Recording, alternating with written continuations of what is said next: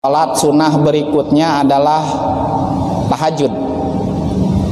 Wa yusanu disunahkan at-tahajjudu, salat tahajud ijma'an secara mufakat ulama. Tidak ada perbedaan tentang kesunahan daripada salat tahajud.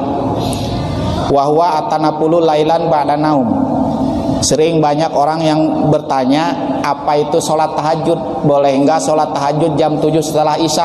Boleh enggak sholat tahajud habis ngopi? Gitu. Ya, boleh enggak sholat tahajud belum tidur? Nah, pertanyaan seperti itu, Pak.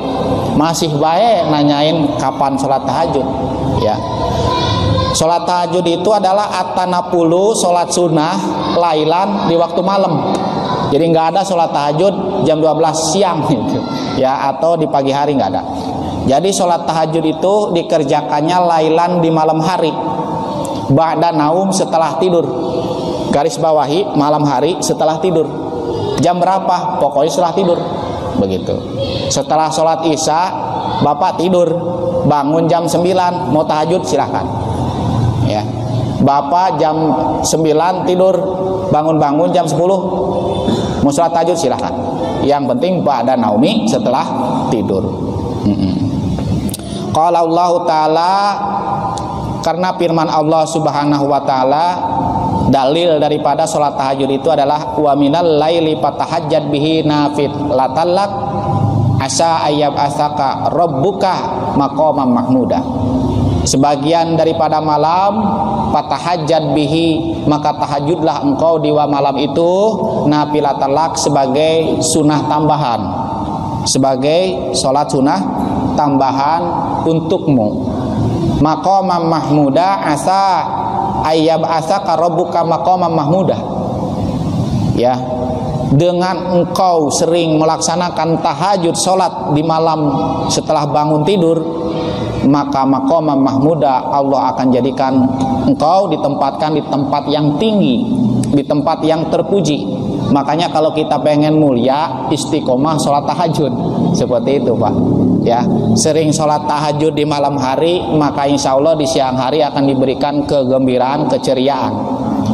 Ya, mudah-mudahan kita diberikan kekuatan oleh Allah Subhanahu wa Ta'ala. Amin ya rabbal alamin. Kemudian secara penelitian, saya pernah mendengar di waktu malam, terutama pertengahan malam kedua, yaitu jam 12 ke atas, terutama di sepertiga malam terakhir, ketika darah waktu itu tidur kering di sini, di otak depan, ya tidur di otak depan kering, waktu itu sujud maka tersiram oleh darah, dan tersiramnya otak oleh airan atau darah di waktu itu bagus. Makanya insya Allah orang yang sering sholat tahajud ya di sepertiga malam terakhir itu akan diawet mudahkan atau disehatkan selalu. Amin ya Allah ya rabbal alamin. Seperti itu. Ya, wawaroda pipadlihi, saya pernah dulu silaturahmi ke NTB, Nusa Tenggara Barat, ketemu orang nenek-nenek, kakek-kakek satu jodoh, umurnya 100 tahun lebih dua-duanya. Ditanya, kita mah nanya bukan nanya obatnya apa, bukan nanya bapak makanannya apa, kita arahkan ke masalah amalan. Bapak amalannya apa? Ternyata dua-duanya sering ngamalin sholat tahajud. Ini Pak, jadi meskipun tua tapi sehat, seperti itu. Daripada muda tapi sakit-sakitan, seperti itu ya. Wa kurihali mu'tadihi tarkuhu bila darurah. Hukumnya makruh meninggalkan sholat tahajud bagi orang yang sering sholat tahajud. Makruh, Pak. Bila daruratin, tanpa ada halangan, ada darurat. Jadi yang sering sholat tahajud jangan ninggalin, jangan. Ya. Hukum daripada sholat tahajud itu wa ta'akadu, hukumnya sunnah muakadah.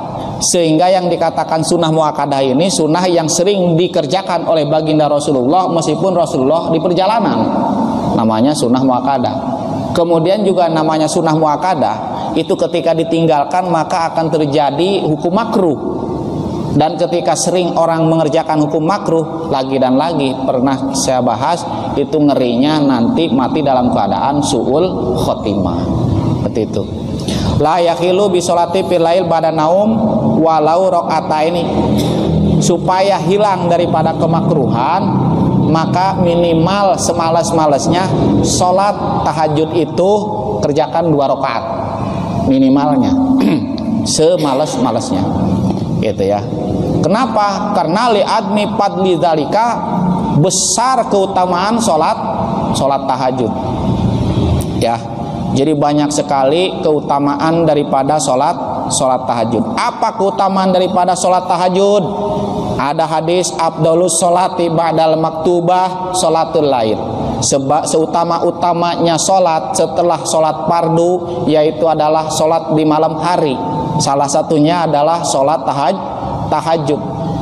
Dan kemudian hadis Rasulullah berikutnya adalah alaikum biqiyamil lail, hendaklah kalian sholat di malam hari. Fa innahu da'bus sholihin, karena sholat malam hari salah satunya sholat tahajud itu adalah perilaku orang-orang soleh. Kalau ada orang ngaku soleh ya, atau disebut panggilannya orang soleh tapi enggak sholat tahajud, bukan orang soleh namanya ya, bukan orang soleh. Anak soleh, anak pas soleh bisa gitu ya, tapi orang soleh harus sholat tahajud ya. Wa qurbatun lakum, dan sholat tahajud adalah salah satu kurbah, cara mendekatkan diri kepada Allah. Kalau Bapak pengen dekat sama Allah Pak ya, caranya salah satu tahajud. Emang apa kelebihan kita dekat sama Allah? Luar biasa. Kita dekat sama presiden aja gagah ya kan ya. Dekat sama bupati, Ustadz Ghazali dekat sama bupati gagah ya kan gitu ya. Ustadz Ghazali dekat sama gubernur kan gagah ya kan gitu ya. Beras-beras sekarumat tiap hari ada lah gitu.